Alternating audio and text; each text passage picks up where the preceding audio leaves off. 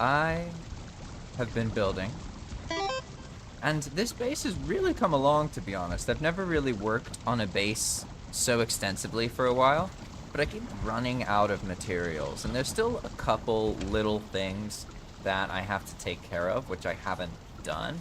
But for now, I'm not going to worry too much about them. We're just going to get started fighting some goblins, because I actually haven't been doing very much combat. But that is actually something that I want to get more used to. To be honest, when I was fighting earlier, I just kept getting ganked over and over and over again, in all honesty. So we're going to see if I can have a better experience this time.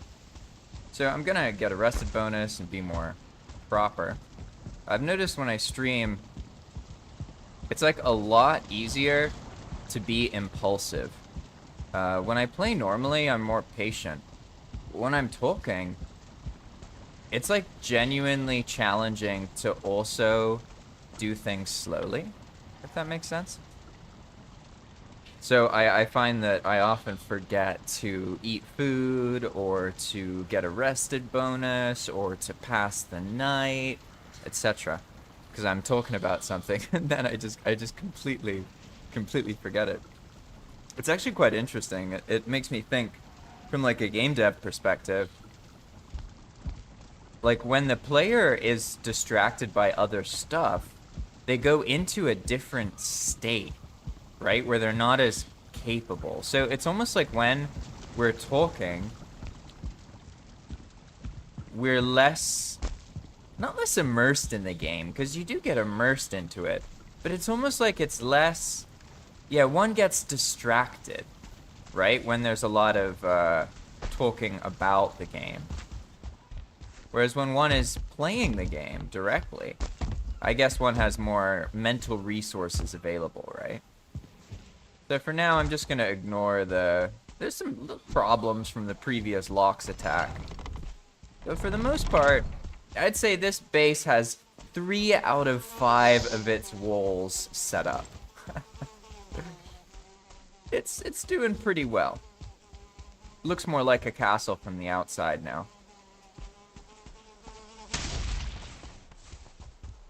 Alright, and you know what I really want? I've been doing this heavy armor life, tower shield life, right? But what I really want, I really want a knife. I'm still not used to fighting with swords, to be honest. Now, one thing I do want to find is a cart. I think there should be one just chilling somewhere. Ah, you know what? It's probably already out here. So if we go out here, there's some goblin camps. Just give me a moment. I'm gonna check something real quick. Boom, boom, boom. All right, awesome. Doop, doop, doo.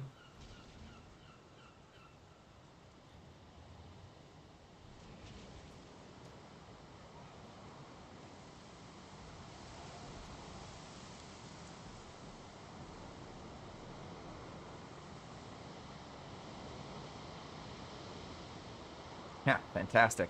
Awesome. All right, so I'm gonna keep going here, and the daylight is so nice, honestly. Spent so much time in Valheim in the darkness that just seeing the light, it's a good thing for me. It's a good thing. All right, mister. I've learned my lesson now with the goblins. As long as I fight one at a time, they're really not so bad. Mostly because of the empowered gear, right? Let's see, what did I die with over here? Ah, some food. Alright, there we go. That's better. Here our carts are. Nice. Alright, looks like there's something somewhere. Where is he? No, he's fighting. Okay, they're fighting the rabbits and the other things, so here we are. We have some decent equipment now, too. Yeah, frost arrows. Where'd they go? There they are. I always forget to get arrows for some reason. Alright, now do we have a health food here? Yeah, that's okay. I need to cook, but I ran out of honey. And the Lox destroyed all the bees' nests, so I need to take care of that. Look at all these skeletons. I guess because it's night. Oh, they're chasing the bunny, right? What a chaotic event. Look at this. There's 3 different factions running around here. Oh, gosh. How did that not kill me? Wait a second. That doesn't make sense at all. Wait, what just oh, maybe the one... Maybe it was the normal goblin who hit me. Because if that 2-star goblin hit me, I definitely should have died? Odd, right?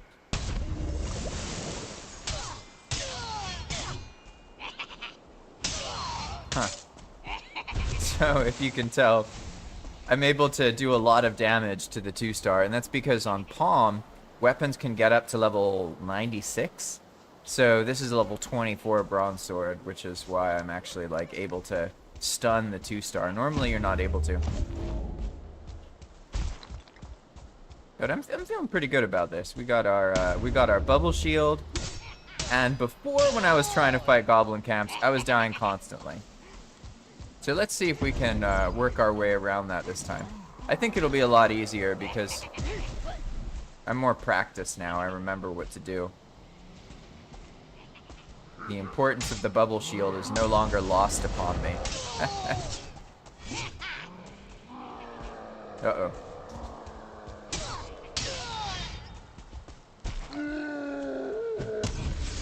Uh-oh. Ooh. See, I can survive as long as I keep that bubble up, but I lost it now, so I need to get meleeed by something small, like this guy here. Yeah, there we go. Alright, so now I can re-bubble with this guy, and I can stun him, because the bubble opening causes a stagger, right? And this is all like features we developed over time, and there's a couple reasons for the melee system working the way it does on Path of Magic.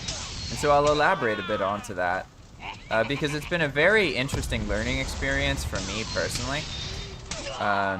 The original test was actually not related to Palm, even though it became a system to make melee more viable in the end game Valheim experience. So that's what the melee system has become on Path of Magic, but it definitely did not start out that way. And I need to focus for a moment here. Oh, big guy. All right, all right, all right. Me make sure I'm not getting too wrecked here. Uh-oh.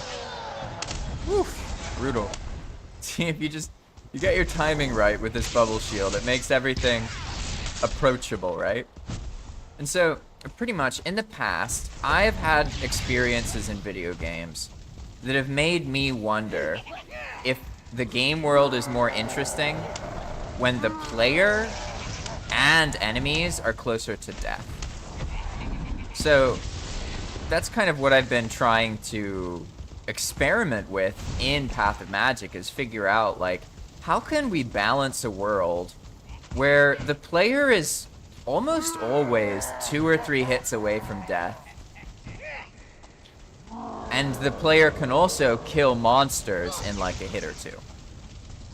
Because I've personally found that when you use linear progression in video games, there's some problems that come up. Whoa, whoa, whoa, whoa, whoa, whoa. Sheesh, I didn't even see that guy. There's some problems that come up balancing the game in the long run when you do anything linearly. Basically, the numbers get too big, where you get to a point where it's very, very challenging when you add new content to balance it with all of the previous content. And a lot of games, from my perspective, don't do that effectively. And I think one of the reasons for that is because they have an overcomplicated health system in the first place. And because the health system starts by relying on these big numbers, you know, because the player, they get more endurance, and then they get a stronger weapon, and you reward the stronger weapon by making the weapon do more damage, but then you have to keep the enemy's health relative to that increase, right? Because if you then go through and add an enemy with loads of health, then like the stronger weapon doesn't feel that strong against it, right? So like you have to remember everything and keep it all in mind. So when you have a lot of metrics that you're keeping track of, the chance of you forgetting something, it becomes very, very likely. And that's why I try to rework systems from the ground up in this chance I have right now on Path of Magic. And with Melee in general, what I was trying to do is make a prototype where it's sort of like you either are invincible or one hit away from death.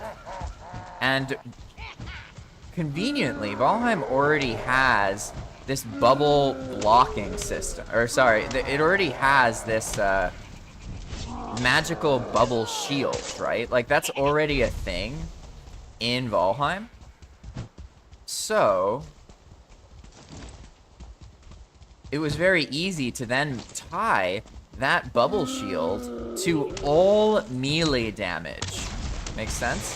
So that way, every time you block with anything in the game, you will activate this powerful bubble shield, right?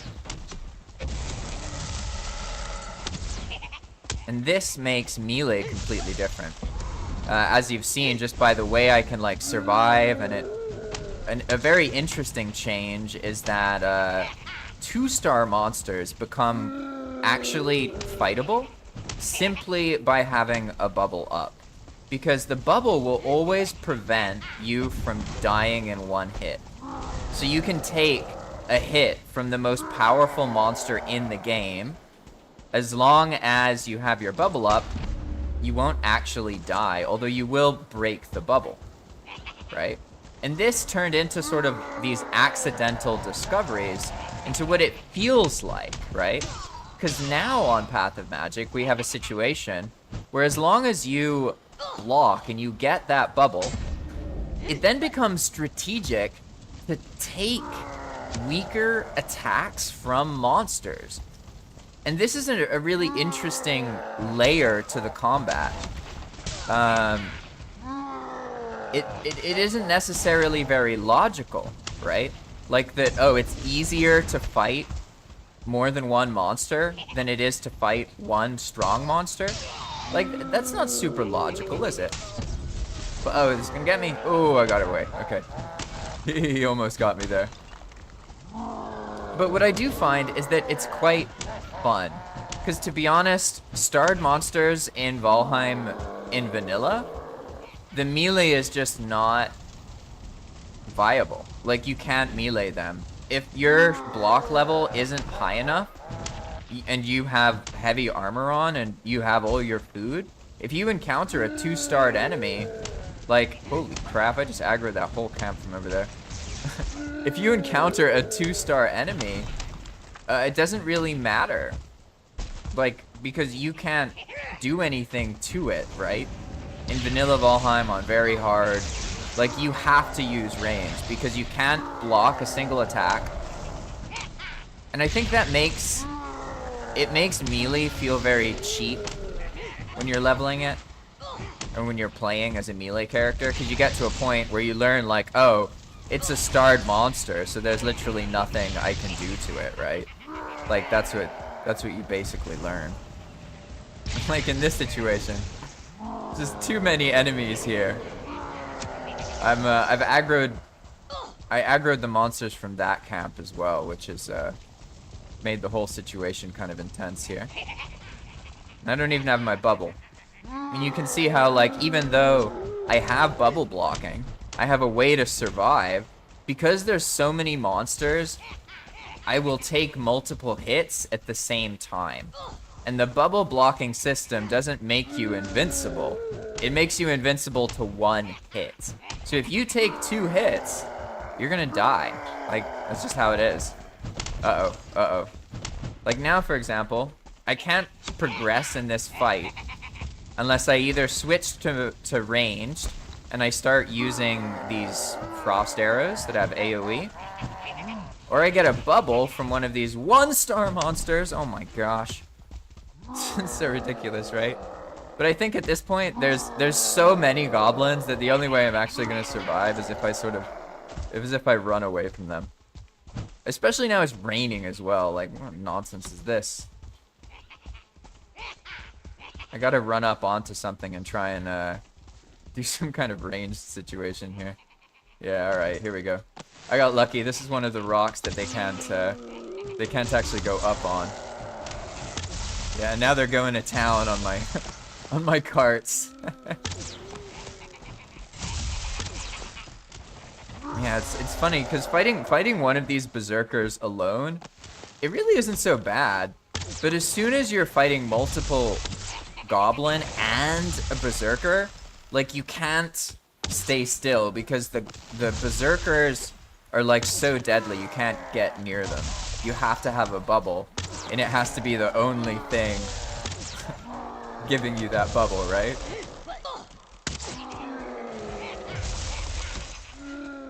So what I'm trying to do now is just clear these berserkers out of the way, because I can handle the packs of goblins. Even if there's like a load of goblins, it's not a problem. It's that all of these berserkers are crazy, crazy powerful.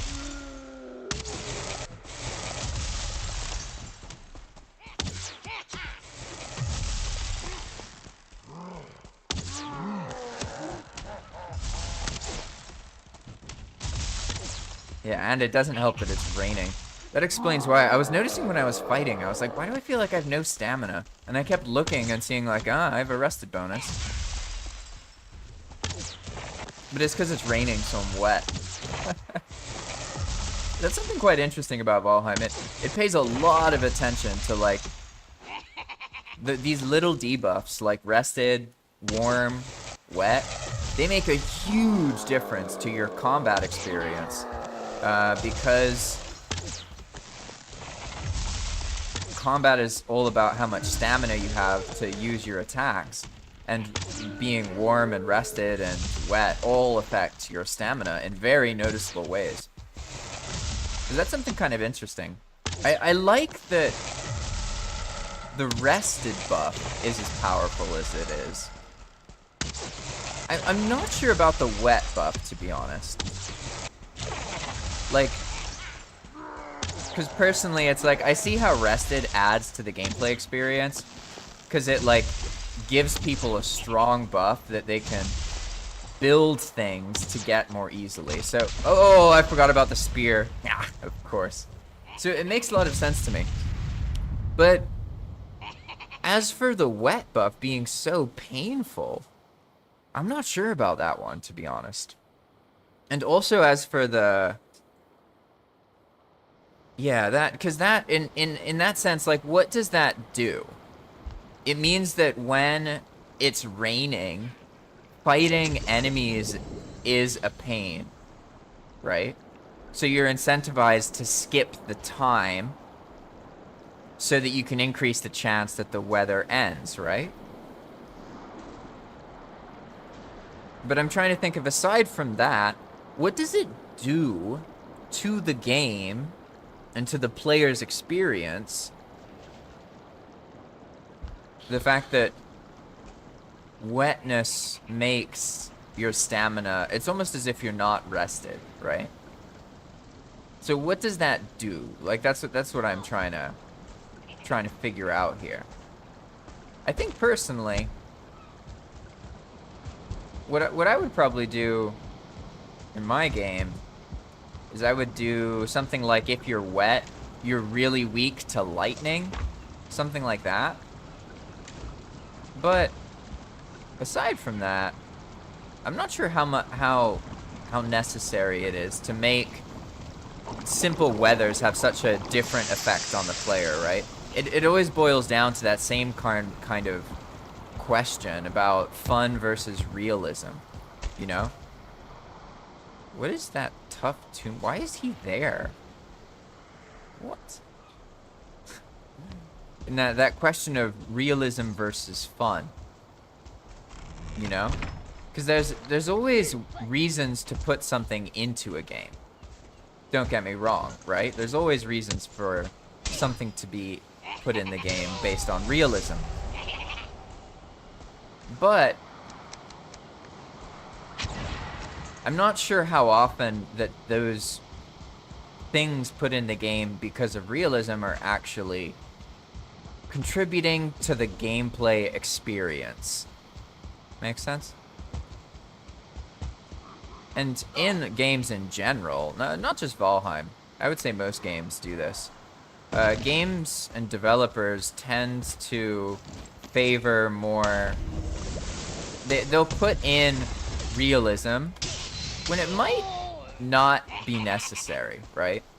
So it's quite tempting to do that. And I think one of the reasons that happens is because you have to keep in mind the player's psychology and like what they are expecting, right? And the player is a human, so they're used to the human world that we live in. And I think that this is the only like valid reason, like the real reason that people use realism, well, game developers use realism. It's not because realism is inherently fun, or even like realism doesn't matter. Like you're playing a video game, it does not need to be realistic.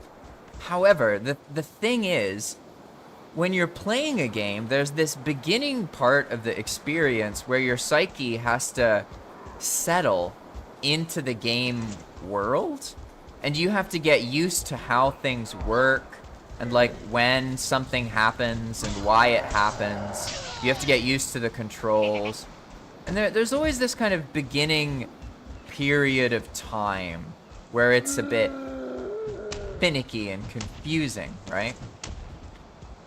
Where'd that Deathsquito go? There he is. And so that's why games have things like tutorials, right? It's because the game developers know that it is very challenging in the beginning to get immersed into the game world. There's this thing that has to happen pretty much in the player's psychology, in their mind. And once that thing happens, then the player can become very immersed. But before that point, they're gonna struggle to obtain immersion. And so game developers use elements of realism because that reduces the number of things that the player has to learn in the video game, or at least it can. But the problem with this is that we're at a point in human development where gaming is now normal. You know, there's people who have been raised playing video games their entire lives. Like, I'm one of those people, for example. Like, my father, when I was like a little baby, before I can even remember, he had me like on his lap and he would play Doom and like these old PC games. And like, I would just, that's how he would babysit me. He would put me in his lap and I would just watch the screen basically. And he would play like PC games at the time. We're talking about, you know, like the early 90s, right? So I'm kind of, I guess I'm not old, but at this point I'm out of date. And so when you develop in the modern era, you have to keep in mind that people have been playing games oftentimes their entire lives. So the use and the value of realism in video games culturally has decayed a lot since video gaming became mainstream, because now you're in a position where what people expect isn't what happens in real life. People expect what they've experienced in other games up to this point, right? So that's why I think the realism versus fun argument occurs. Or not argument necessarily, dynamic, let's call it. That's the origin of the dynamic. But as I mentioned, it's changing. So I think that we're in a new era where people no longer anticipate or expect realism when they're playing a video game. It is now normal A video game is a normalized thing. It is a part of human society in the developed parts of the world. Um, However, I will say that, I mean, in the big picture, video games are still not normalized because the big picture is the human experience as a whole, and many humans live in places like in Nicaragua, and people here don't have as much access to computers or video game consoles. They do have cell phones.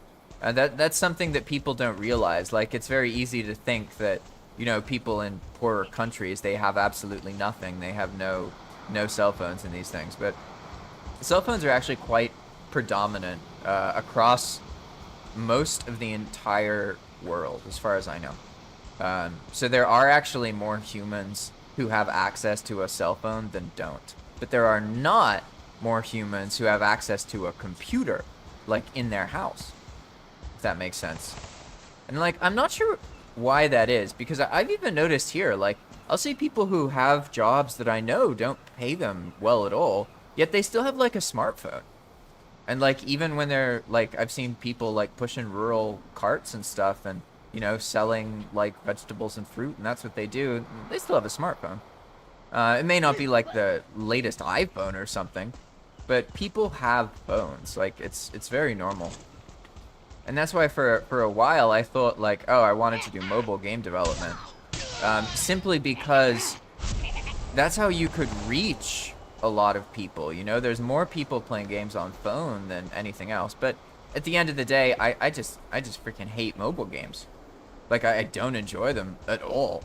I don't play mobile games. I don't even personally have a phone. I don't like what being on a phone all the time does to me, and, like, what it feels like to have a phone in my pocket that anyone can buzz me at any point, and, like, all these notifications from places trying to get my attention. It's like I already have enough of a hard time focusing on a specific thing without getting distracted.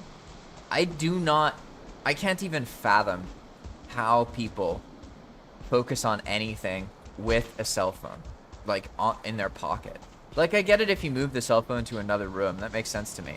But if you have it with you, and especially if it's not on silent, like, how do people live that way? I can't grapple it, because for me personally, it's so stressful. Like, I remember there were parts of my life where I would wake up and use a cell phone and look at it. And, like,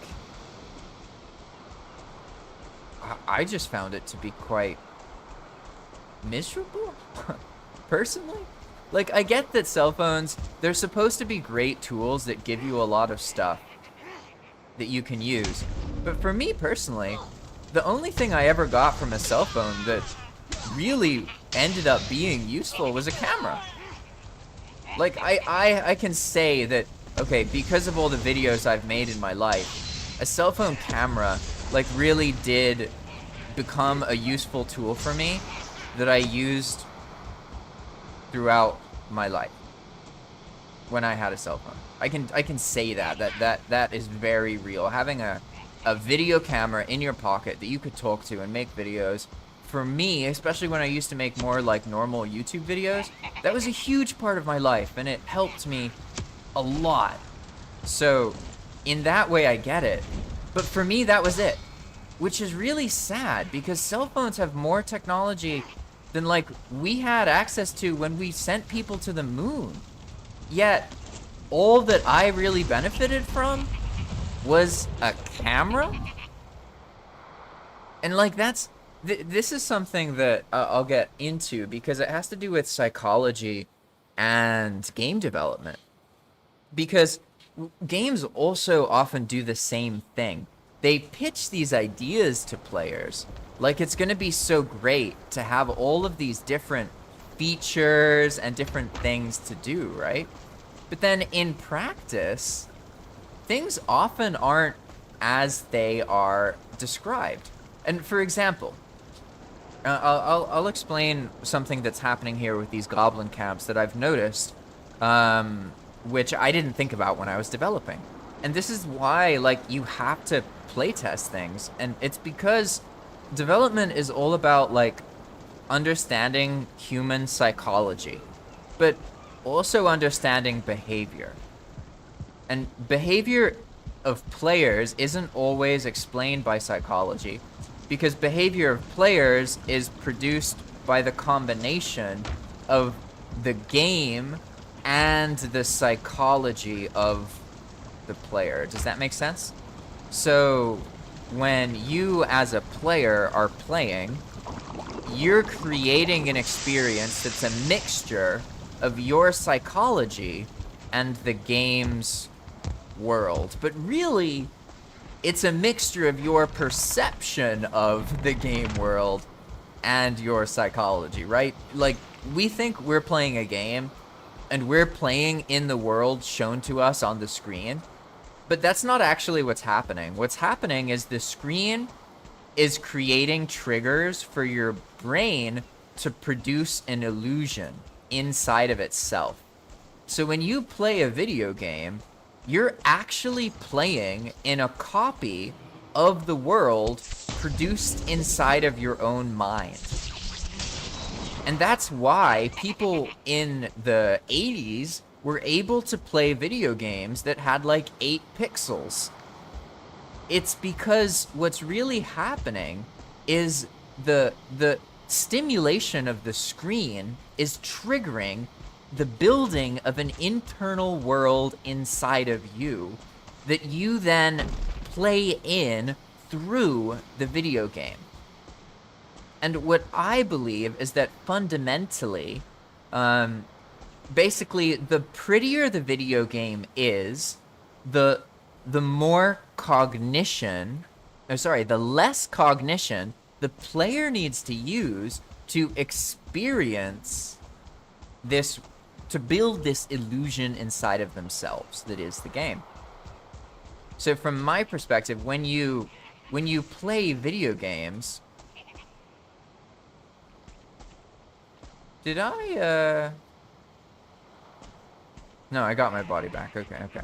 When you play video games, basically you're forming this illusion in your head, right? And so when the game is very fancy visually, it reduces the amount of, oh god.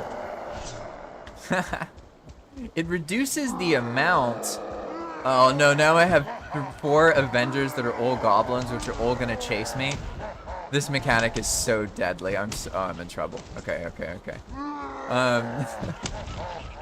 Basically, when the game's very pretty, it reduces the amount of cognition the player's brain has to use to produce this internal world. I'm gonna call it the internal emulation. The world within yourself that you're actually playing in. The screen you stare at makes you produce. Okay, I'm gonna refer to this as your internal emulation of the game world. We live in an era where games became so high fidelity that they can no longer be improved upon visually, right? And so basically what's happened is that instead of making better games, game developers have relied on being able to just make better graphics. Because what this does is it means that your game can be worse, but it's easier for the player to feel immersion because their mind doesn't need to take all of the effort that it used to have to take to produce that internal game world. And over the decades, the game developers became complacent almost, became used to being able to increase the graphics and retain players through the increased immersion acquired from those increased graphics. So it all has to do with player psychology and everything else.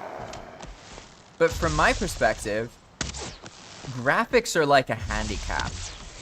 Anybody nowadays can make very HD, fancy looking graphics. And the more effort you put into that, the less effort you have to put in to make your game fun.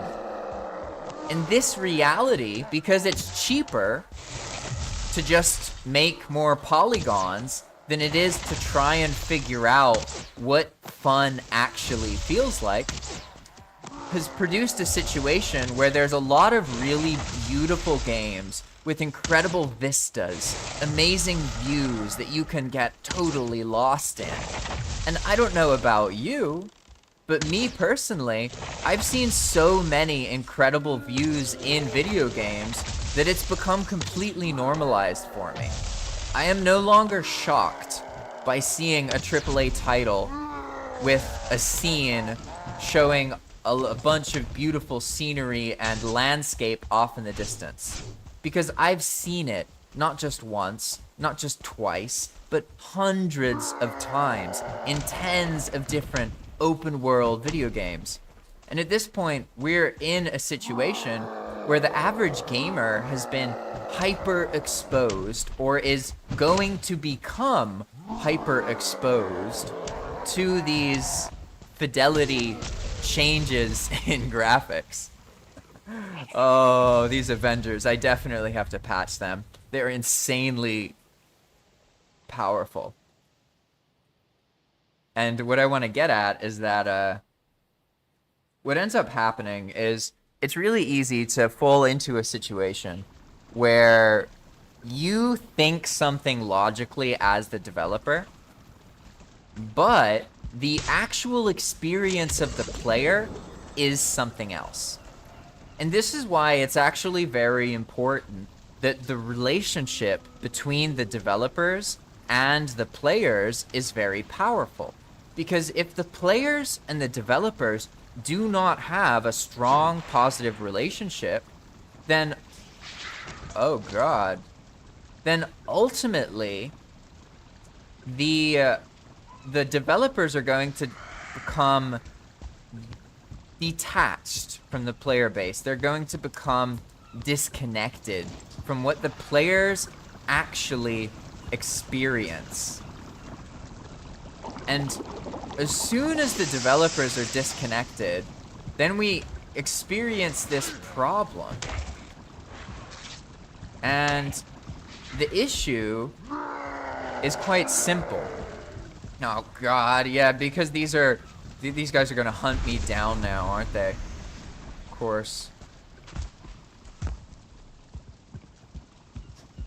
But what ends up happening is that I'll use an example from these goblins, for example.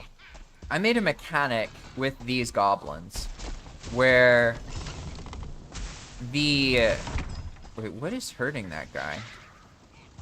I gotta figure out where these guys are so I can get a rested buff. I made a... Whoa, there he is! Okay, there we go. Oh, of course, and now he's fully... Of course. Hunt mobs are so hardcore. They are so intense. But basically, I made a mechanic so that when the last goblin in the camp dies, something happens. So I made the game look at the mechanics, or look at the goblin camp, and then watch for when a goblin dies, right? Makes sense. Makes sense to me, at least off the top of my head right now. Additionally, I made it so when a goblin... Oh, whoa. You saw me. When a goblin does... Ha! That worked. I made it so when a goblin dies in a camp, it drops different loot. It drops different things, right? And in my head, this sounded logical. Okay, because the players are going to kill the goblins. The goblins are in the camp. So when the goblin dies in the camp, it's going to drop the different stuff. Right? Sounds logical? The problem, though, is that in practice, players don't fight inside the goblin camp. They lure enemies out of the camp and bring them into the goblin camp. Which basically means that most of the time, the player doesn't actually get the mechanic to activate. Even though it sounds logically like it would get activated from the developer's perspective.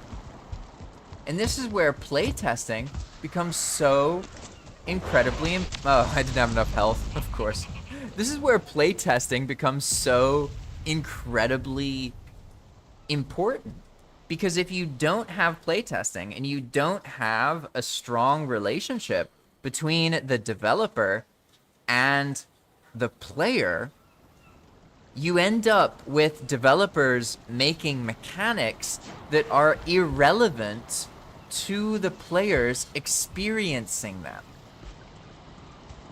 And that's a big problem because it's a huge waste of resources, right? And these things, resources are what kind of determines what happens in the video game for the most part.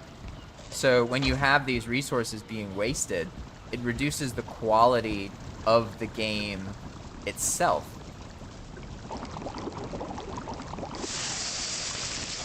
And I would be willing to argue that for most games, that's the actual problem that destroys them.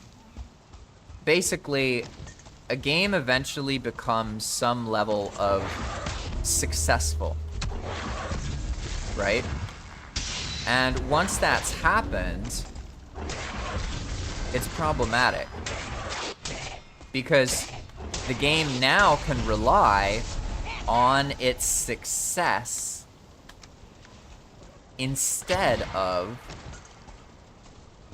its actual funness. And that produces a loop where it becomes very easy to get marketers involved, and then you put more money into the marketing and less money into the development, and you can keep riding the wave of the game's reputation and make a lot of money. And ultimately, you can make more money doing things that way. So therefore, games become corrupted by this reality. They become profitable once they're successful. And then the moment they're profitable, other people want to acquire them. And then it's only a matter of time before the people who hold the game and own it are in a situation where they need the money and they sell it.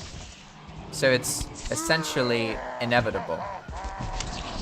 And that's why AAA games are what they are. It's why the situation unfolds the way that it does. And it's why we live in an era where most games produced aren't made to be fun games. They're made to become a profitable experience, right? And that, I think, has always been true. It's not that that is a new thing. Gaming has always, for the most part, more games were made for money. The difference is now gaming is mainstream, and there's so much money in video games that they have like a different attitude than they used to have. Because like now you make a video game, and if it's super popular, like you could convince a wealthy company like Microsoft to buy it or something, and then you're set for the rest of your life.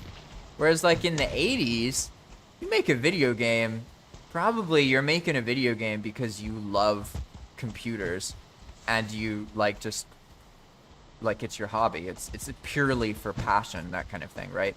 So basically what happened is the circumstance of the past made there be more for passion projects, which produced more incredible video game designers and developers. Whereas now, people become video game developers to make money. And that produces a situation where you just don't get as many talented game designers to form, because it's cheaper to use fidelity, graphical and audio fidelity, to develop the game than it is to come up with new risky mechanics to try out yourself that are prone to, you know, failing or not working. So people are very rarely willing to take the necessary risks. Whereas a person who's purely doing it for fun, they don't care. They're just gonna make the game the way they want to make the game, and that's it. Right? And it's kind of ironic because technically there's more good games being produced than ever before in human history.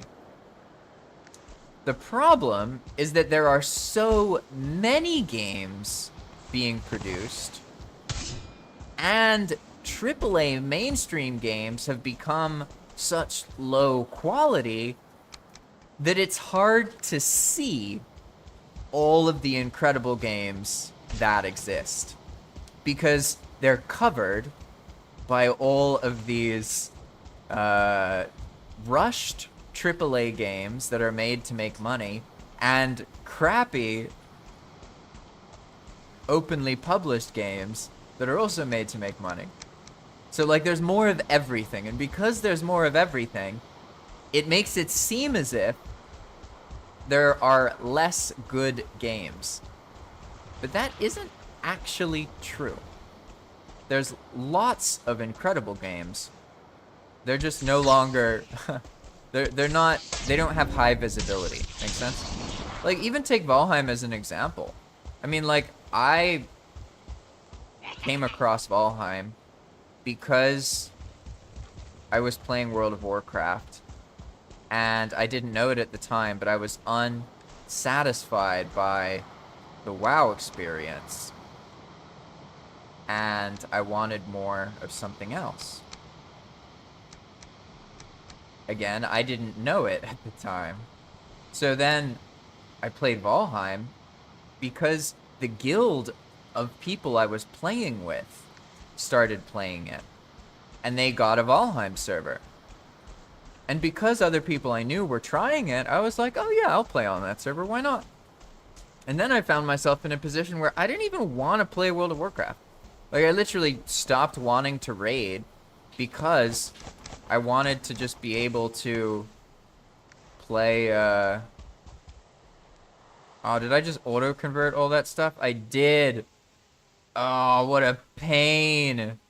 Okay, there we go. That's another issue. But basically, I found myself in a situation where it made me realize,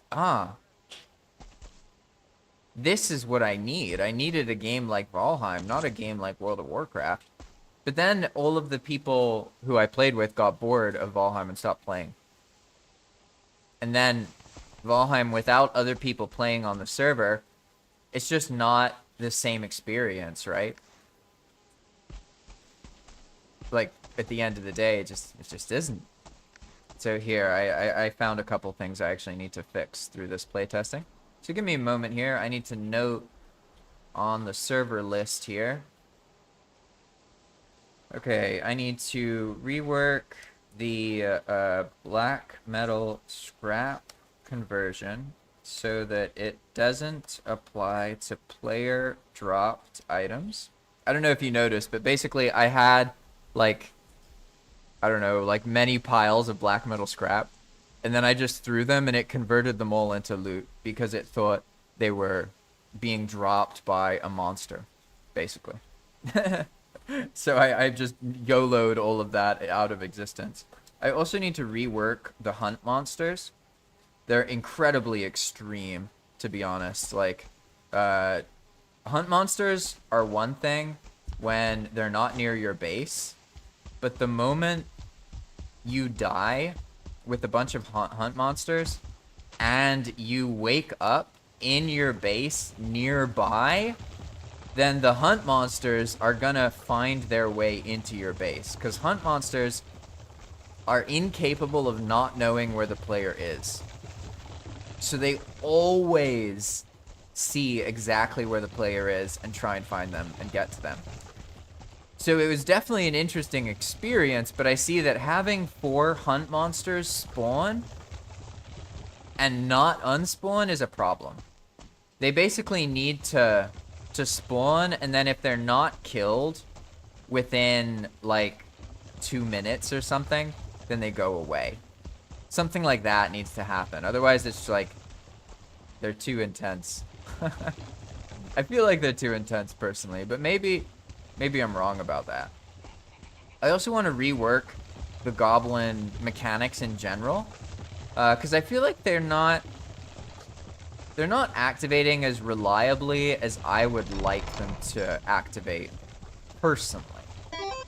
I think that they could use some work in that way, because it's kind of confusing. Even as me, like, I developed the mechanics, I know what they do, but it's kind of hard to know, like, okay, why does it say I slaughtered the last goblin in the camp sometimes, but not every time? Why does this happen this time, but not that time, etc., etc. It's just a bunch of weirdness I want to try and, like, resolve, but for now, I mean, I may have lost all those black metal scraps, but they did all get turned into stone, which is pretty cool, because I actually need the stone. But what I'll have to do next time. Yeah, I actually didn't have that much time to play. I wanted to play in between the streams and set this base up, because I'm gonna need to move the stream on to something else, so it like regains momentum again at some point. But for now, I'm alright just staying in this area, even though I know that, like, basically for the streams to get watched, they need to each sort of be a story that maybe is like 1 to 3 episodes and then it ends. I've noticed that when I do the same thing over and over again, which makes sense. It's like, why are people gonna watch if it's the same thing happening over and over again? It's just kind of boring, you know what I mean?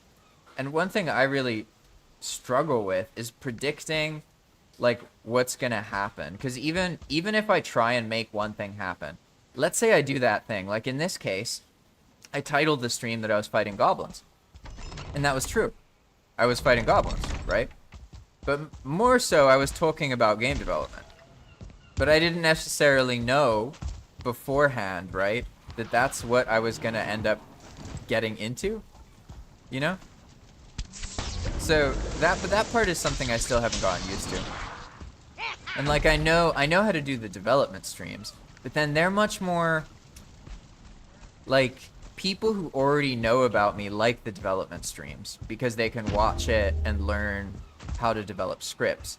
But it's not interesting at all to people who just like Valheim, right? So like the average Palm player is going to appreciate like showing different mechanics and stuff on Palm. And so that's also something for me to consider, you know, like, what do I want to do in the future? Because I've been like showing off this playthrough on this character, but obviously I can't do that forever. A playthrough doesn't last forever. So I have to kind of figure out what I want to do with the dynamic. And I'm not completely sure about that, to be honest. I know there's a lot of things I want to show off, so I think maybe in general, Lab Rat will be the character I use when I'm playing normally, without developing. And then OJ, or Obriger Jarl, that's the character I use when I'm actually developing something. Make sense? I'd say that's probably reasonable. But then there's a whole new problem, because... or not a whole new problem, but it's more like, yeah, I gotta figure out how to make the streams these more self-contained things, right? That I can actually predict what they'll be about. Because that also gives me more flexibility in the long run. I'm not sure, though.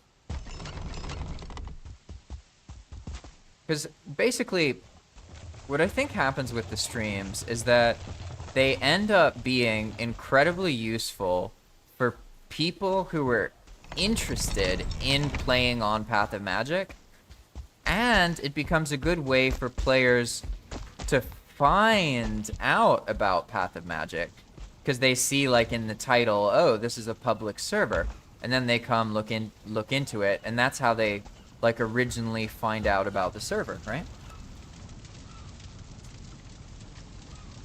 And then there's also elements of, like, what does the stream do for me? How do I feel about it? And, like, for me, it's an intense thing, because I have to wake up so early to even be able to try streaming. Like, that's become a big thing in my life, because I'm not a person who, like, wakes up super late. I don't like waking up at, like, 10. Like, when I guess my natural bedtime's, like, between, like, 11 and 1, but I'm happier when I'm going to bed closer to 11. But, like, for me to wake up at 2:30, like, because, okay, for me to have 2 hours to stream, I have to start streaming by 4 a.m., because the internet usually cuts out around 6 a.m. in about an hour from now. But in order for me to be happy with streaming, I can't just wake up and stream, because then I neglect chores, and that makes me feel miserable. So I have to do my chores first and then stream. But it takes me about an hour and a half to do chores that, if I'm trying to do them. So if I'm being relaxed and taking my time, then it takes me even longer. It takes me like an hour or like 2 hours. So that means that if I wake up at 2:30, or sorry, to start at 4, I need to wake up at 2 a.m., which means to get 8 hours of sleep, I need to go to bed at 7 p.m.? No, 6 p.m. It's absurd. Like, it's so early. I'm not naturally sleepy around that time. But I want to stream. I don't want to stream all the time. I like streaming. It's just, like, I gotta figure out how to make it work given my context. And the reality is the internet's just not good. So I can't, until the internet situation is changed, I cannot stream in business hours, which is a huge pain. Like, I've been trying to make it work, but it comes with so many costs, because basically I don't sleep properly, and I wake up every hour, every like 2 hours, and then that makes me not well rested, and also I didn't get much sleep. So, like, I end up being sleepy. So yeah, I'm not sure. We're getting a new internet installed that's fiber, so maybe that'll fix the problem. I'm hoping it should. It should, by all accounts and purposes. Fiber in almost every situation will have a higher upload speed than coax, so I should be okay.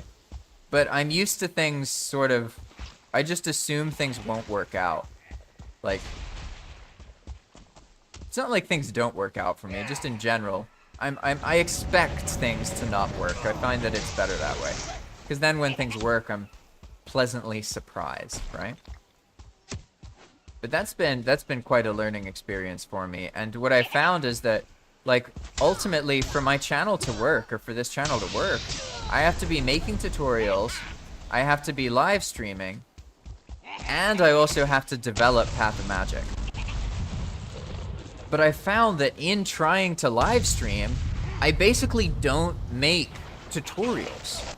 And so, like, that for me has been really challenging. Like, also leveraging, balancing, like, that people do interviews, and then I get an hour-long recording to go through and edit and listen to publish.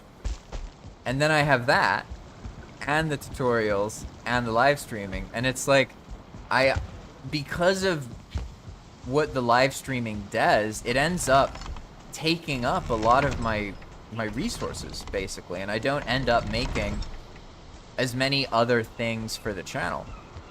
And so that's why I've been live streaming less. It's basically realizing, like, I can't actually do everything. And also, like, it'd be different if, obviously, if this was my only job, right? If I could just focus on this stuff. But, like, I have another job I have to do, and if I don't do that other job, I don't get what I need. So I, like, can't just relax, if that makes sense. But I mean, I'm not complaining about it. I'm very happy that I've been able to do these things and that people support it, because this is a much better situation than before, where, like, I wasn't working on a game. So I'm not complaining at all. I'm just explaining, like, I have to figure something out because I'm not making tutorials, and that's really what I have to do, is make tutorials. But I have to do it in a way where I really, like, enjoy it a lot and I have a lot of fun, right? And I just haven't fully wrapped my head around how to do that, how to make it work for myself. That's something I'm still very much working on. Because I know, like, these are the things I have to figure out. I have to make it so I enjoy making the tutorials and I enjoy doing the live streams. Because if I don't enjoy them, I won't do them as long as I need to. Like, the reality with this YouTube stuff is you have to do it for years and years and years and years and years and years and years. Like, and then it can work out when the time is right, basically. That's how it works. So I have to be very patient, and if I don't enjoy something, then I'm not gonna do it in the long run, right? And it's not so much that I don't enjoy.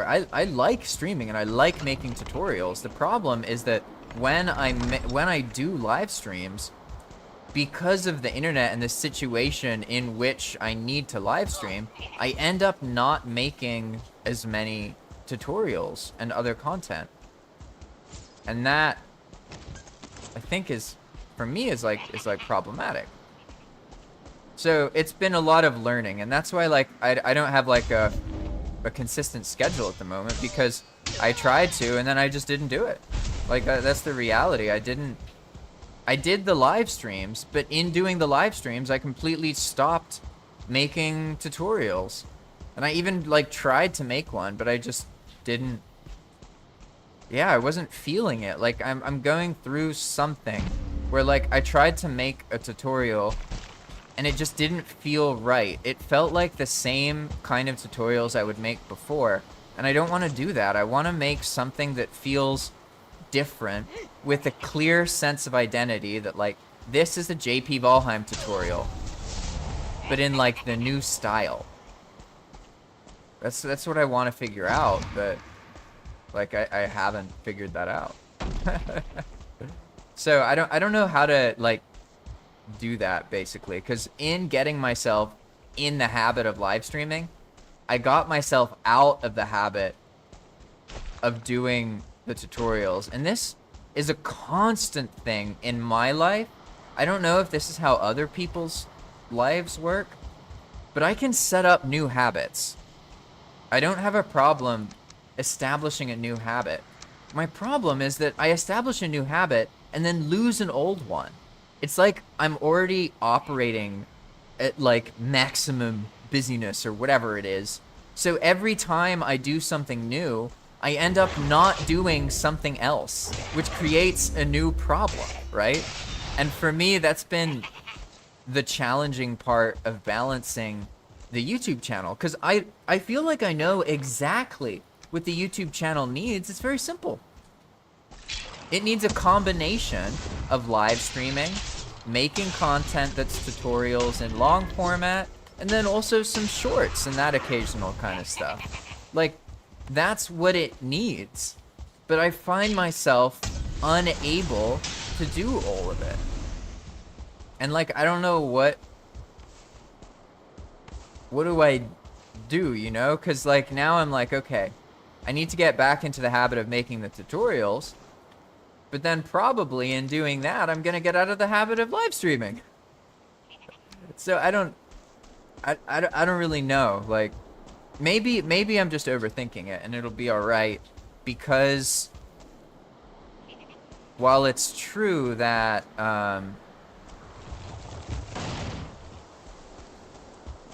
I have had a harder time making tutorials since I started live streaming.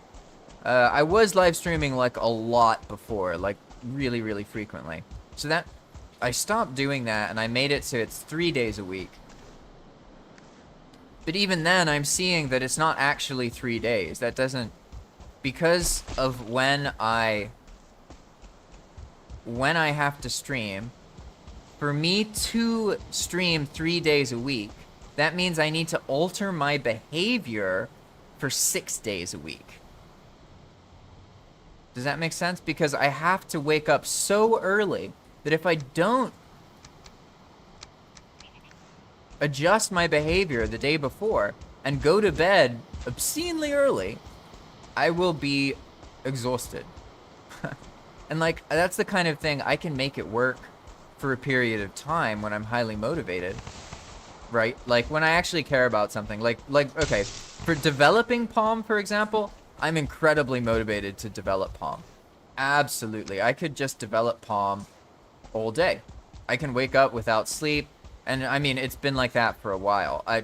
If I open the files and start working on it, I just completely lose track of time. There's always things to do. I absolutely love it. The problem, though, is that that thing produces absolutely no money.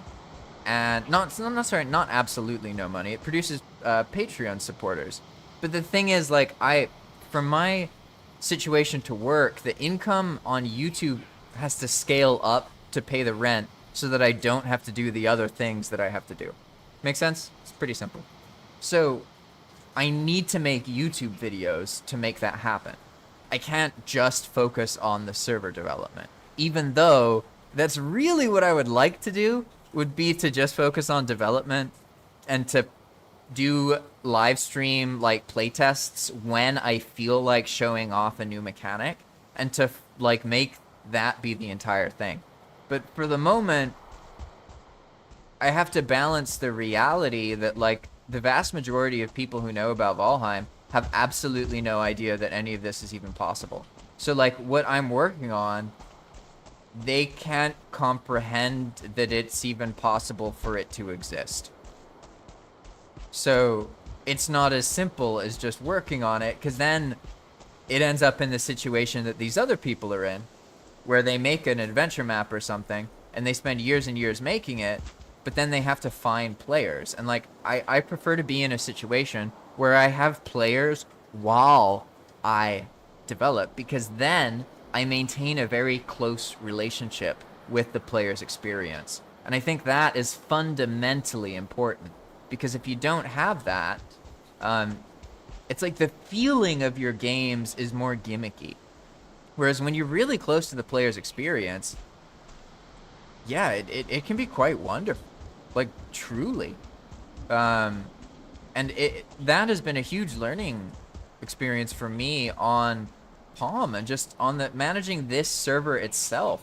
Like, I now know that when I develop video games, I want to do live development only. I don't want to develop a game and then push it to players to playtest it. I want people involved with the game while I'm making it. Like, because I see how valuable that is, how incredibly powerful it is for people to play and have influence over what they play, and for them to be able to commune and interact with the developers. It's a beautiful thing. Like, it's a really incredible thing that I want to study more about and learn how I can do that when I get into game development in my future. But that's also a thing for me, like bridging the gap between making this game server and then actually, you know, making my own video game. I'm gonna need the financial aspect of things to be figured out for myself, right? Like right now, I have a job basically that pays me $750 a month, and I know by U.S. standards that's not very much, but for me that's actually plenty in Nicaragua. The problem is that I have to do that as well as all this other stuff. And for me to get into the position I really want to be in, where I am earning enough from YouTube and these things so that I can pay my expenses in Nicaragua, which is like a grand a month, basically. If I can get myself to a position where the server and YouTube and all these things earns me a grand a month, I'm set. I'm completely set. I can focus on development and doing those things. But I find myself in a position where, like, I have so many different things I have to do that I can't just focus on one thing, or at least I feel like I can't just focus on one thing, because then something else suffers, and I'm in a position where, like, I have to do video editing for my day job, and I also have to make tutorials for the Valheim channel to grow. And if I don't reach vanilla players and educate them about EWP, then people won't realize that this is happening because for the most part, EWP is like a silent wonder. People don't know that, like, you can customize your Valheim server with just some text on the server file. Like, that's insane. People don't know about that. They think that it's all mods, and they have this whole concept about how things work, and it's not even true, right? So, like, there's a lot I have to consider and figure out. And what I can say is that I've definitely... Oh god, how did this Lox even get here? I don't know, but he's a problem. Oh no. Yeah, these mobs have the hunt mode on, I think. I don't even know. I don't know how else he got there, because I haven't been fighting any Lox.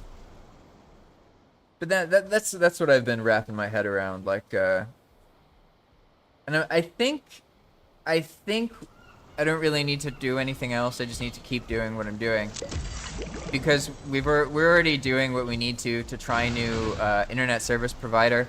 Basically, we couldn't get fiber from our current one because all of the fiber slots for their box are already used. So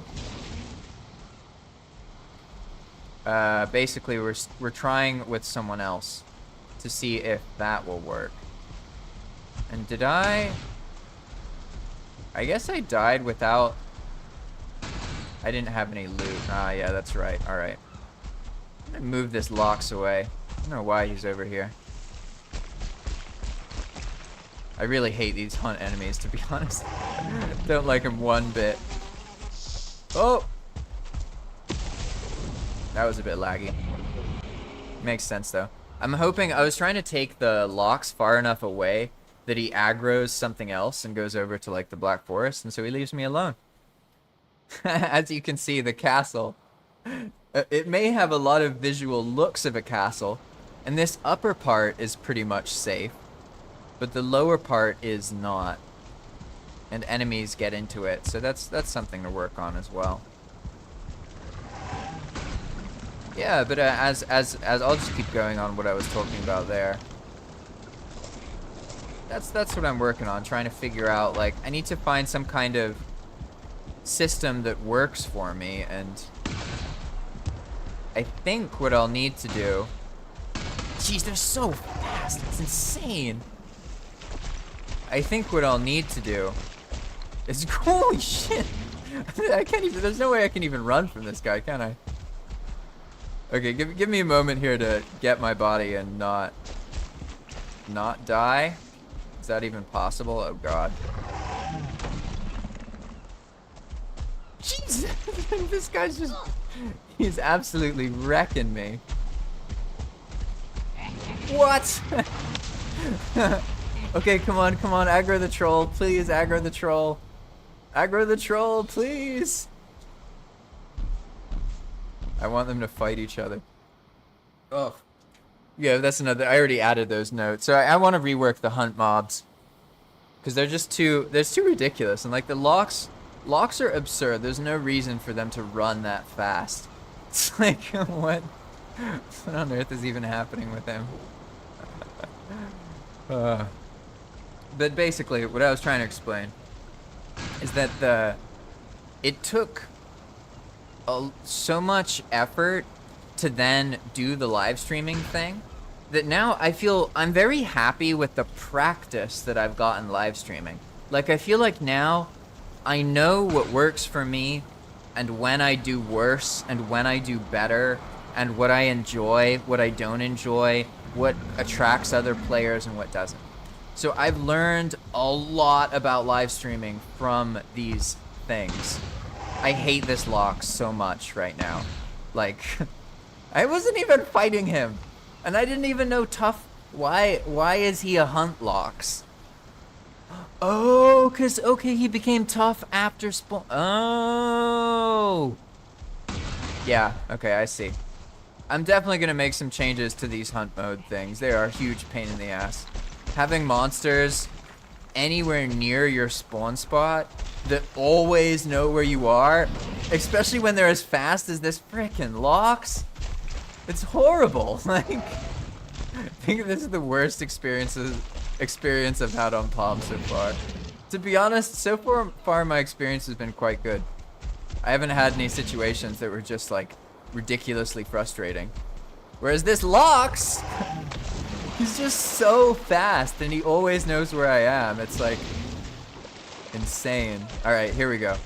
I'm gonna get him to fight all of these Grey Dwarves and that 2-star troll. Oh, a tough troll too, right? Of course. Yeah, there you go. There you go. You can do it now. These bastards. Hey, behind Sid. Welcome, welcome, welcome. I don't recognize your name. I hope you're doing well.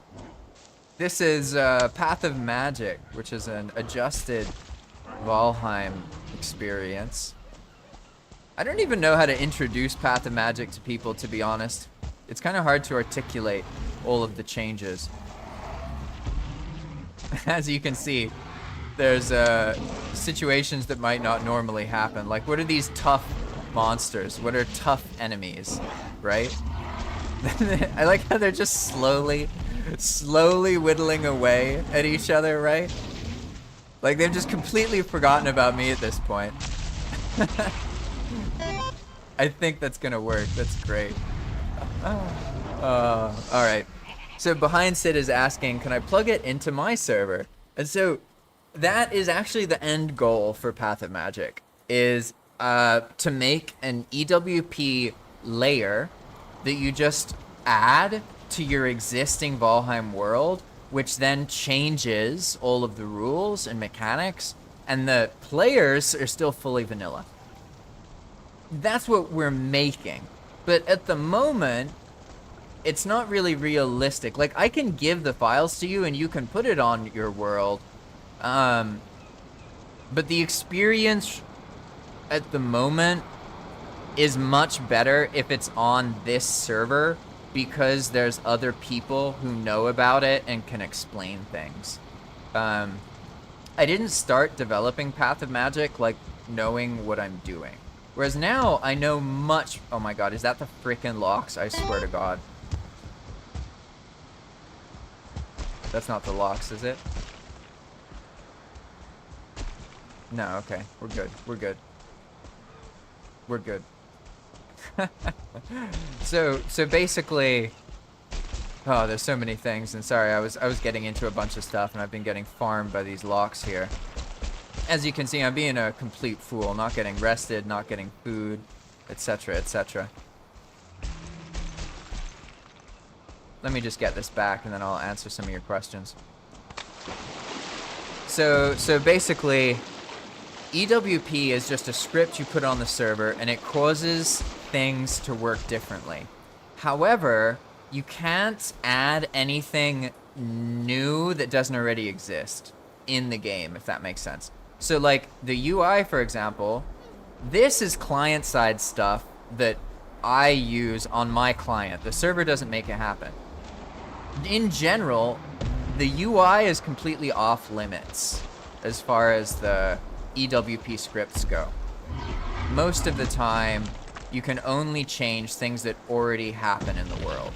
So for example, I can make the troll behave differently. I can make the Lox behave differently, but I can't make like a yellow troll. Make sense? I can't change that because it's not already there. Whereas everything else, we can, and it's fine. And so here I can show you another mechanic, an example of the kinds of things that you can change here. Just give me a second. And then I'll answer the rest of your questions. So normally, right, on Valheim, I would get killed in this situation. Because I only have 25 health, and I'm being meleeed. I'm holding down block. I would normally take some damage and end up dying. Especially to that 2-star troll's attack, right? Whereas I'm not dying right now. And so basically what's happening is the server sees that I survived a block, and then it gives me a bubble shield, which means that, oh, there you go. Basically, you'll survive as long as only one thing hits you, because then you get a new bubble shield. But the moment 2 things hit you at the same time, then you'll die, which is what just happened. I died because a Grey Dwarf threw a rock, that got rid of the bubble, and then the troll's melee attack killed me. Probably you didn't see the rock, but I've been in that dynamic enough to know that that's how it happens. But I'm happy now because really the only reason I was going over there was because of that frickin' hunt mode locks, which was just ganking me every time I woke up. So now I can be in safety and focus on Behind Sid's discussion. So Behind Sid said a couple comments that I want to talk about because they are great things to bring up. First, can I plug it into my server? Second, that's crazy. My friends hate installing mods in response to that I said that it's like you put it on the server and then everyone who plays on the server doesn't need any mods. It's vanilla friendly, right? And then Behind Sid said, I'm in EU, so probably horrible lag. And yeah, it makes sense. You can change things controlled by the server. Exactly. So I'll address the lag thing. So you being in EU means that you are like most Valheim players. The majority of Valheim players are based in Northern Europe.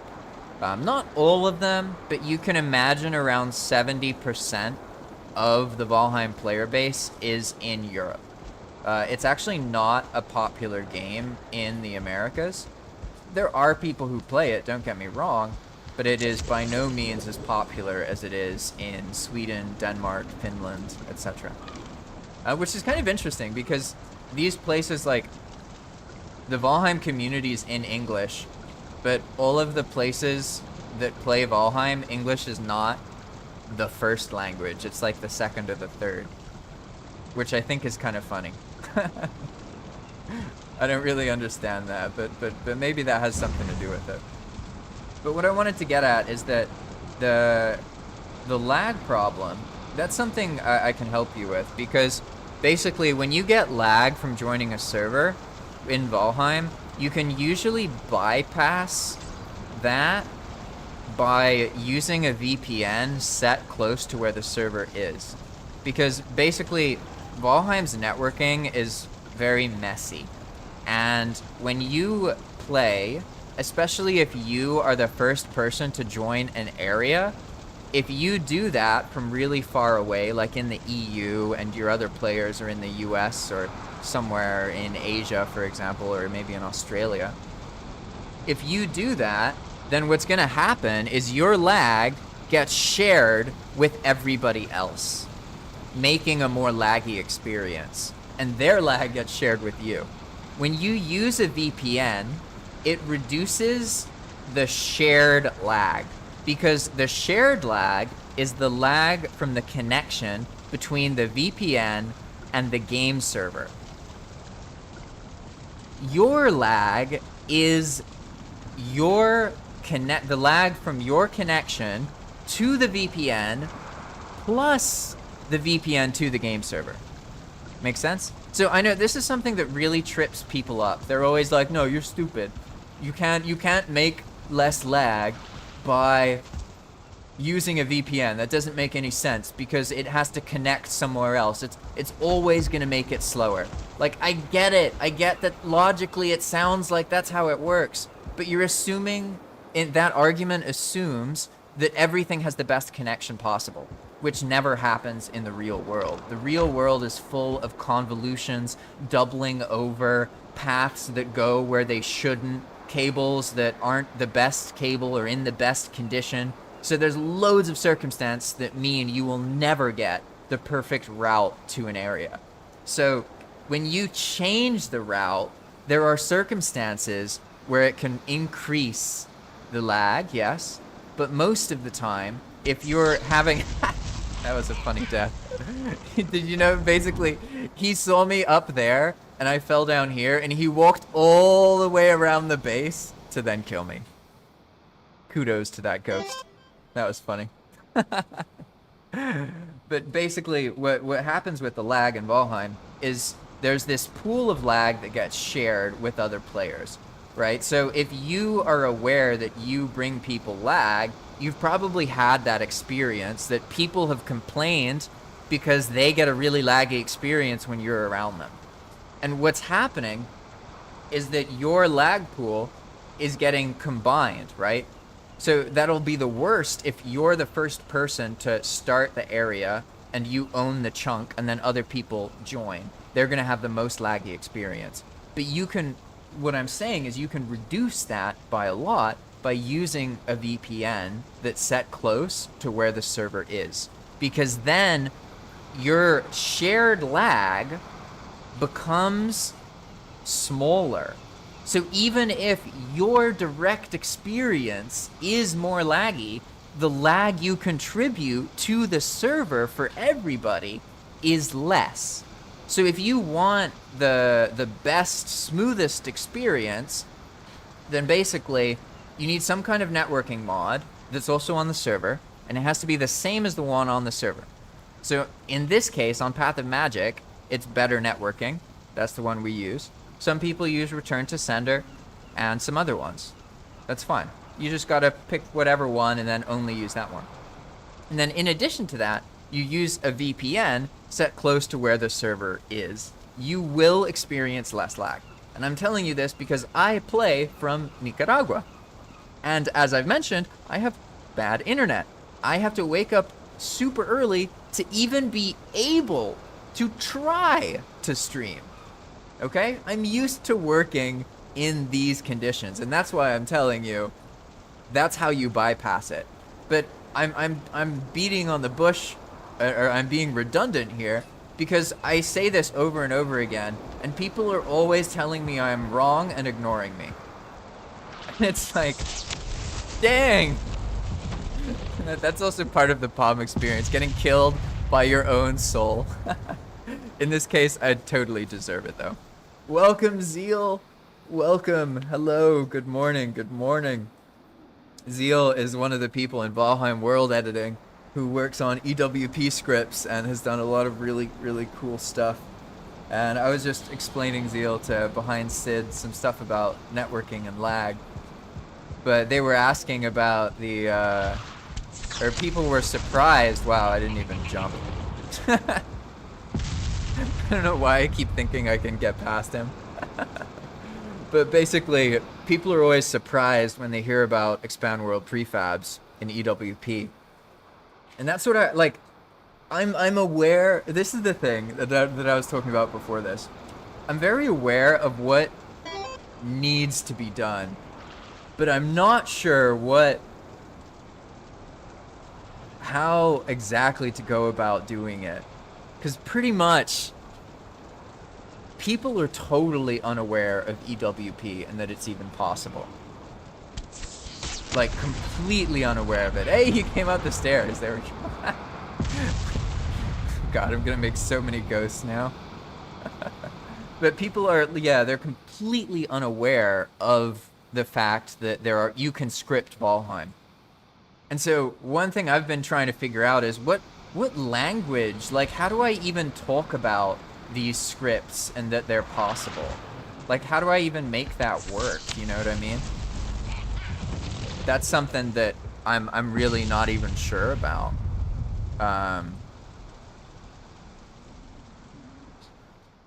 Because people are so used to the modding scene that they think that all mods require downloads. And then if you say modding, people assume that. It's like they don't even have the vocabulary to understand what EWP scripting is, right? So I don't even know, like, how do I talk about it? How do I reach these people who don't yet know what EWP is? Like, I honestly have struggled to figure that part of it out. Because they get so offended. I know that sounds weird, but they do. They get offended. And that's why I'm thinking, I'm thinking, you know, maybe I should not worry about offending them. But then at the same time, I don't know, because I know that I could do some kind of publicity stunt to reach people and educate them about EWP. Oh, thank you, Zeal. I appreciate it. So Zeal said that you can access scripts at Valheim World Editing, and yeah, that's completely true. So Valheim World Editing is Yer. If you've heard his name, Yer, he's made mods like Infinity Hammer, Expand World Prefabs, Upgrade World, loads of incredible mods. But you can find the link to the Discord in literally any of his mod pages. You can also find it in the description of videos on my YouTube channel. But let me actually just share it. One second. I'll just share it in the chat. Give me a moment. Valheim World Editing. Here we go. Browse link. Invite people. There we go. Yeah, here you go. Just give me a moment. And just for those of you who are listening, to find this group, you can go to any of the... Wait, why does it say hidden use copy button? Ah, okay. Sorry. To find this group, you can go to any of Yer's mods or my videos and find the Discord link there. Valheim World Editing is Yer's Discord group, and it's basically where we all learn how to use Yer's mods. And the main scripting mod that we've been talking about is EWP, which was produced by Yer. Just... Why is this... Hidden use? Oh, I get it. It's because it has streamer mode on, so it kept doing that. Nah, why does it keep doing that? It keeps converting the link to hidden use copy button, so give me a moment. I have to turn stream mode off and then... Okay, invite people, never expire, go. There we go. Okay, that time it worked. There's your link to the Valheim World Editing Discord. And that's where you go to learn all about these scripts and these things. And hey, look, another bot. You know, it's funny. As soon as I see a follow, there's this moment where I'm like, all right, now I'm gonna get a message spam, and it's gonna end in add me in Discord. It's like so reliable. But basically, you go to Valheim World Editing, and you can find scripts there in the config section. And you can also ask people questions, help with your development, all that kind of stuff.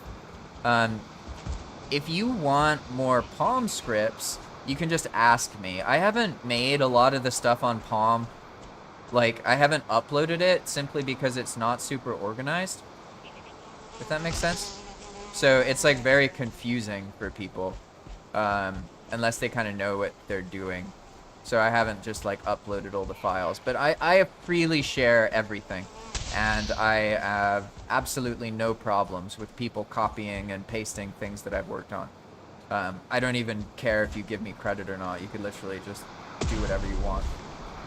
Because like things I've learned, I mean, I was only able to start Palm because of Raka. Like at first, I would like have an idea, and I'd ask Raka if it was possible. and he would like send me the base framework of a script to work with, and then I would go forward from there. But then over time, I got better at scripting, and I learned how to do things myself.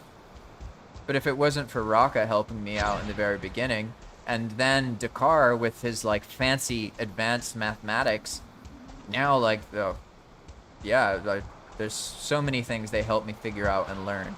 And now it's like a completely different situation. But scripting, I'll talk a little bit about scripting because it's been quite an interesting experience for me personally, because I'm not a programmer. I have studied a bit of programming. I know the basics of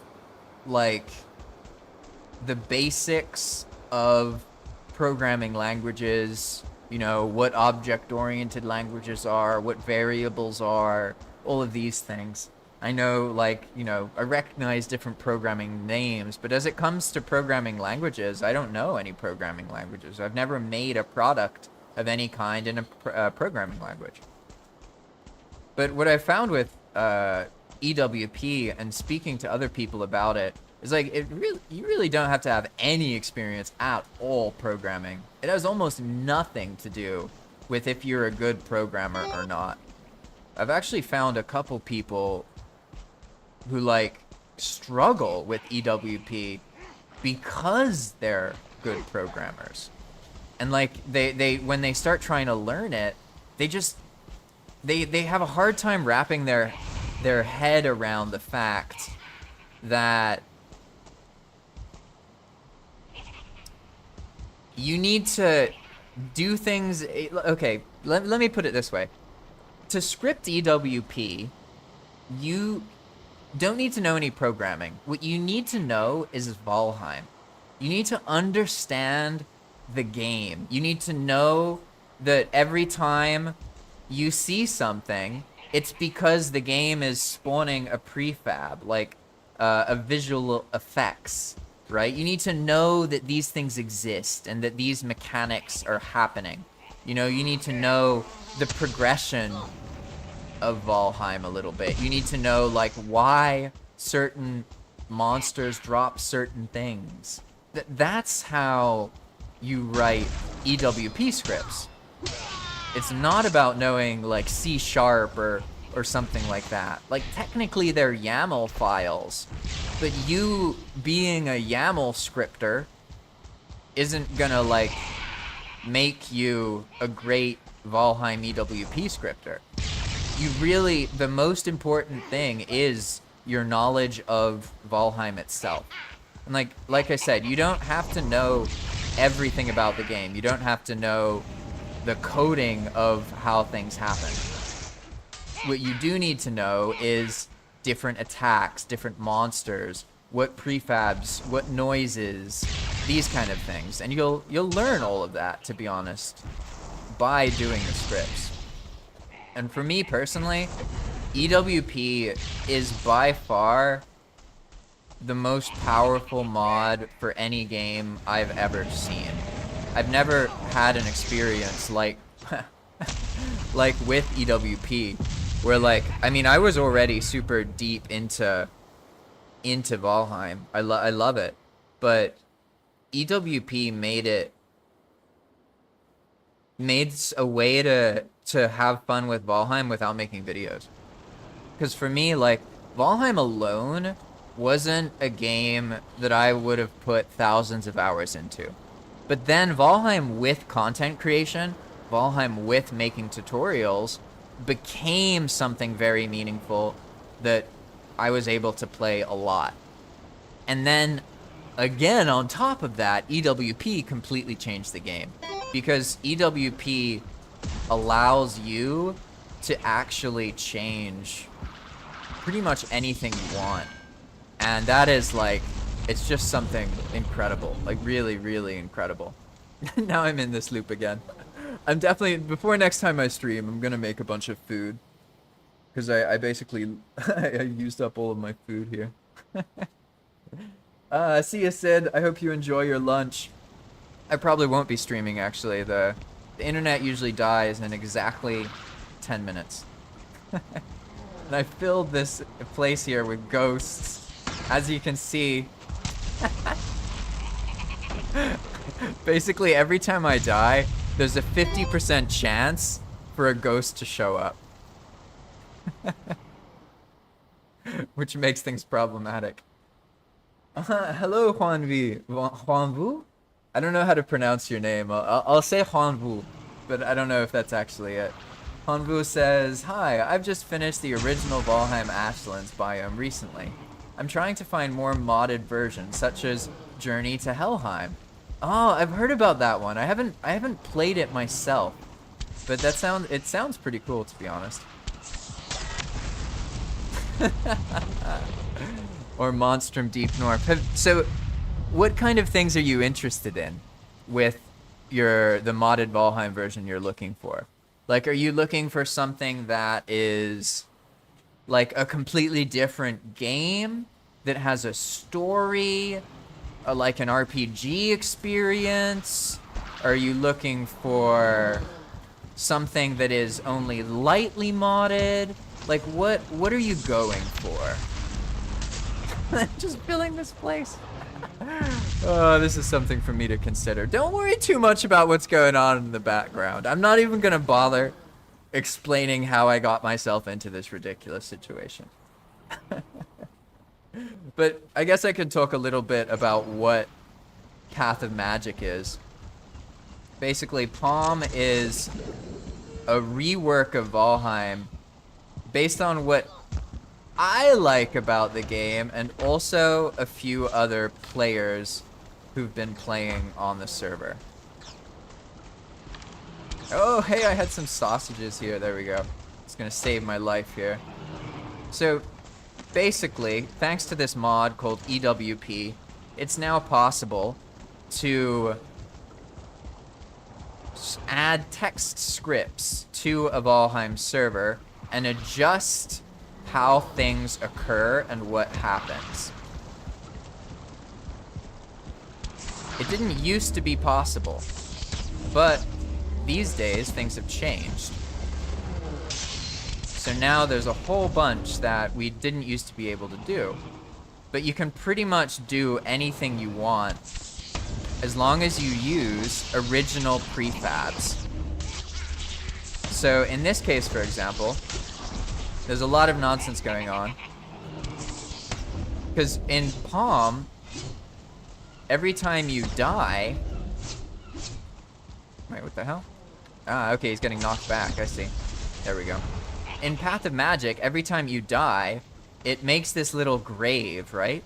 You see how it says Labrat, day 109, year 45? That means Labrat died here on year 45, day 109.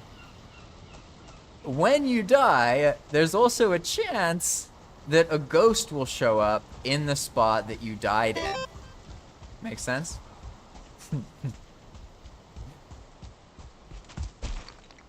Juan says, "Yeah, you know me. I'm the guy who's really into trying new things and with my friends playing with. I would love to play modded version with like new enemies or bosses or weapon. I love experiencing new things." Oh.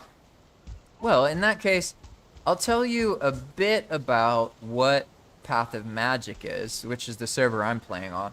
This is a public, free-to-play server. Anybody can join. It is EWP scripted, vanilla friendly. So there's no mod pack you need. Although I do recommend some basic quality of life mods, like equipment and quick slots, better networking, and dungeon splitter. But pretty much, Palm is an adjusted version of Valheim to be more long-lasting. So most Valheim servers are seasonal. You have to join when everyone else joins, otherwise they're going to be ahead of you. And then the season ends, and the world restarts. That's how most servers in Valheim play. Palm is a persistent server. So it's been around for over a year at this point. And it's not like crazy active. It's not like it has like 5 or 6 people playing every single day all the time. But it does have daily players, and there's been over 130 unique people who've played on it. Basically, the way Palm works is it's designed to be a long-term experience where things feel more meaningful and the world retains its immersion longer than normal Valheim. Normal Valheim has a lot of mechanics that are designed linearly, and they expect you to stop playing after 2 to 8 weeks, pretty much. Very few Valheim sessions actually last past that point. You beat the bosses, game's done, whatever. Palm is more about exploration and building. So it's like, yeah, I really struggle to explain it fully because there's so many things that have been changed. Like so many that I can play as the person who developed it and have a new experience because I can't predict everything that are gonna happen. So, or that happens. So I guess one thing I can do is I'll just read the names real quick of the different scripts that are on the server. So here we have biome difficulty adjustment, biome loot boxes, plant rules, boss chests, boss system, alternative boss system, the breeding system, buffs to axes, pickaxes, heavy armor, magical spears, mistwalker, mobs, hatchlings, making chickens, and other things follow you if you want, scurvy bats that attack you and make you puke, adjustments to the Zhal and Full and Valkyrie behavior to make them more deadly, mobs that do ranged attacks, teleport sometimes, which is what you've probably seen if you've been watching me play on the server, serpent scale shields, fear serpents, all storage chests are buffed so their sizes are increased by default. There's builders bells, which allow players to get fear monsters. There's builders tools, which allow players to make vegetation invincible or make invincible vegetation uninvincible. Like if you want to build a base on top of a rock that can't get destroyed, there's a way you can do that, etc., etc. There's Diverger building mode, Goblin building mode, which are ways for the players to convert buildings from one type into like Goblin pieces or Diverger pieces. There's bunker bases, which are like safe bunkers that players spawn in a dangerous biome. There's carts reworks so that carts have more storage and are summonable. There's buffs to armor that increase carry weight. There's monsters that respawn differently. There are conveyors that Dakar worked on and I adjusted. There's lanterns that automatically kill Deathsquitos. Deathsquitos get killed half the time they try and attack you, just to make them a little bit less of a pain. There's other machines, there's splitters, there's a year system, there's player notifying, so as the player does things on the server says what the player's doing. So if you look at this text, for example, it says like Labrat is punching something in the plains, Labrat recovered their gear from the plains. Basically, as you play, the server says what you're doing, so people in Discord and in other places can look and kind of see what's going on. There is the death system that changes how death is handled, what happens when people die, the alerts, the messages, reduces the penalty for the death rate. There is the boss stone system, so that when you put a trophy on a boss stone, it eventually gets depleted, just so that, you know, players aren't always getting... so the Eek stone isn't constantly available. There is dev tools that I use. There is a player reset system, so players can reset dungeons with a pile of 999 coins placed at the entrance. There are drop converters to rework black metal scraps. There's a whole system of NPCs you can find in the wild that will trade you special items. The flame metal weapons are introduced in the Mistlands earlier so that the Ashland's weapons can be experienced by more players. There is buffs to a lot of weapons like crystal weaponry, silver weaponry, and the Durnwian sword. There's Diverger blacksmiths, which allow you to empower gear, which either doubles its level or destroys it, capped at level 96. There's Diverger Calmers and all sorts of Diverger systems. The Diverger are a big part in Path of Magic. So when a Diverger kills you, it automatically calms down all nearby Diverger. You can also feed Diverger to calm them down if you've aggravated them. You can trade and sell things to them. There's special Diverger that want special things that give you kind of quests. There's fishmongers, which you can sell fish to and do like this fishing minigame experience thing. There's Diverger passageways, which are basically they're like teleports, but this is a no map, no portal world. So like you can find special places that teleport you somewhere else, right? And there's the Diverger Scrapper system, which I already talked about. There's the reworks to all of the arrows and the elemental arrows, so they're AoE damaging things. There's the coin trades. There's the swaps, where certain items that are available in in Valheim can be swapped to a Diverger in exchange for something else. Let's see. There's empowered monsters and tough monsters. There's the Diverger Watcher system. There's reworks to evil statues so that they can aggro enemies, be built by players, and removed by players. There is an explosive domestic system which attrits all player build pieces so that they have to be remade over time. So, for example, let's say you want to smelt 1,000 ore. In your smelting 1,000 ore, your kiln's gonna break and you're gonna have to make a new one. And your smelter might break and you might have to make a new one. This is done so that Surtling cores remain viable throughout the game. You're always in need of Surtling cores as a supply to replace the things that are getting broken over time as you produce them. That's another system.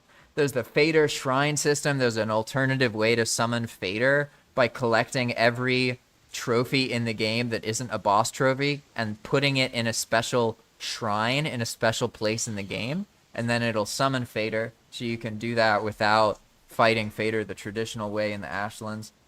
There's the building notifications and the things that can be done while you're building. You get loot, and every time you garden, you can get loot sometimes, and this just increases the chances of getting things. Players can remove fire more easily just by kicking or dodge rolling. Fire spreads and produces trees and these things. There's a floor trading system so you can buy things. There's force reset protection, so if you try and build something somewhere that's going to be force reset, you'll get a warning about it. For example, if I were to go over to that goblin camp and build something, the game would tell me, hey, this area is going to get reset. Be careful, you're going to lose this building. Oh god, I'm not even a third of the way through the list. Like, this is what I mean. Like, I don't even know how this all happened, but I see that, like, it still is Valheim. It's just adjusted, right? Like, pretty much, I would play Valheim, have an experience, have a pain point, and then take that pain point and move and react to it with scripts. That was the goal. Oh, all right. Here we go. We got to the point where my internet has crashed. It is now 6:05 a.m. This is what happens. So I really appreciate everyone who came in and listens to me. That's awesome. So let's see. The last thing Juan said, or Huang Wu says, yeah, tough monsters. Honestly, I would love to try what you told me about in the future. Now I need to finish the Journey to Helheim first. Journey to Helheim basically copied something from the game Enshrouded, and they add new mobs and many new things I can't list here, but it's really worth trying. Oh, that sounds awesome. I'll definitely give it a shot at some point. There's a lot of custom servers I want to try myself, because you can learn a lot about game development by doing that. But for now, I'm going to end this. If you want to try out Path of Magic, it is free to play on. It's like a heavily adjusted, vanilla-friendly, Dark Souls Valheim experience, let's say. And there's a path that goes all the way to the Ashlands, through the Ashlands, and all the way up to the deep north. So if you want to join, give it an explore, see how you feel. Honestly, what I recommend to people is just join. You can join on an existing character if you want, and just explore the path. Just travel down the path and see how you feel. Because if you're a good fit for the server, basically what happens is you join and then you're like, you know what? I want to actually start a new character on this server. And that's when people get really into it. So like, it's better to just kind of make a character and explore a bit and see how you feel. Because if you don't like no map, no portal mode, it might be a bit too challenging. Like some people are so used to having a map that they literally cannot play without one. And so, like, if you're one of those people, you're not going to like Path of Magic. Like, you're just not going to. It's just how it is, you know? So I think that people should try and play and then see how they feel based on that experience and then move forward. It's not something that's for everybody because, like, my style of gaming isn't for everybody. I'm very much a person who likes chaos and death and building in these things. And I hate 2D UI elements. So a lot of what I try and do in Palm is to get rid of the reliance on 2D UI elements and also make the Palm world more dangerous. I have this belief that buildings feel more real when the world they're in is dangerous. The more sort of effort you put into making the building, the more valuable the building feels, provided it gives you protections and helps you and protects you. But if the world isn't dangerous, then what does the building even protect you from? Right? So if you're interested in all that, free to play, don't worry about it. No mods required or anything. You can learn more about that by checking out my YouTube channel. There's a link to the Poolside Discord, which is a community Discord server that I'm part of, along with Splash, A Pain, and Captain Crumbs, who are other Valheim content creators. Aside from that, you could also rent your own dedicated Valheim server using my link at Zap Hosting. And this is a great way to experience different... If you want to make your own version of Valheim and adjust it, then having your own server that you can adjust is the way to do that. It's a huge, huge blast. I have a lot of fun doing this. And personally, for me, getting a Valheim server made a huge difference in my life. So consider that if you want. Alternatively, you could support me on Patreon. I'm proud to say we have 4 Patreon supporters, which is absolutely shocking to me. So thank you, Teens, Pan, Jerry, and Lefta.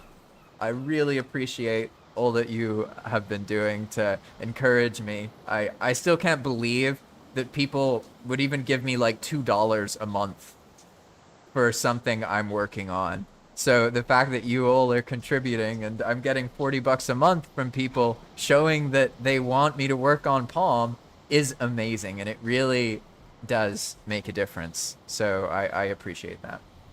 And thank you, Teens, for your comments there. Your chaotic Palm is a blast, and that's from a squishy. I've mentioned this before, but you're not a squishy anymore. You are now maybe you're a ranger. You fight. I mean, you fight and kill stuff. I even see you dying sometimes. No, Star is the squishy builder. Teens has ascended into something else. But anyway, thanks everybody, and I hope you all have a good week. See you next time.